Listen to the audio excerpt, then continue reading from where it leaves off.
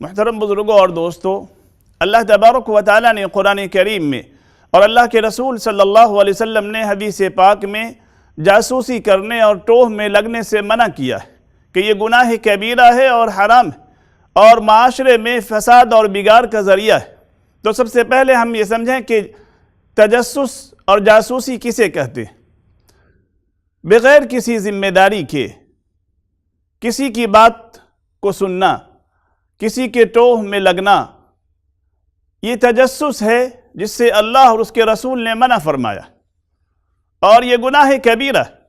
ہاں، اگر کوئی ذمہ دار ہے، باپ ہے، اپنے بال بچوں کا ذمہ دار ہے، اسے حق ہے کہ وہ اپنے بال بچوں کی خبر رکھے۔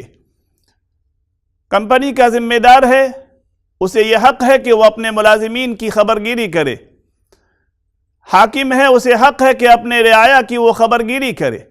لیکن صرف کسی کی راز اور کسی کی بات کو معلوم کرنے کے لیے بغیر کسی ذمہ داری کے کسی کے ٹوہ میں لگنا، کسی کے پیچھے پڑنا یا کسی کی فون کی کال سننا تاکہ کچھ راز معلوم ہو جائے، دوسروں کو پہنچائے، یہ حرام ہے، گناہ کبیرہ، جس سے اللہ کے رسول صلی اللہ علیہ وسلم اللہ نے اور اللہ کے رسول نے منع فرمایا۔ ہمیں کوشش کرنی چاہیے کہ ہم اس سے بچیں، اور بجائے دوسروں کے ٹوہ میں لگنے کے، دوسروں کے عیب ڈھونڈنے کے، دوسری کی بات سننے کے، ہم اپنے بارے میں دیکھیں، اپنے عیب کو ڈھونڈیں اور اپنے بارے میں دیکھیں کہ ہمارے اندر کیا کیا عیب ہے، کیا کیا کمی اور خامیاں ہیں، تاکہ ہم اس کی اصلاح کریں، کیونکہ اللہ تبارک و تعالیٰ کے یہاں ہمیں اپنے اعمال کا حساب دینا ہے، دوسروں کے بارے میں ہم سے نہیں پوچھا جائے گا۔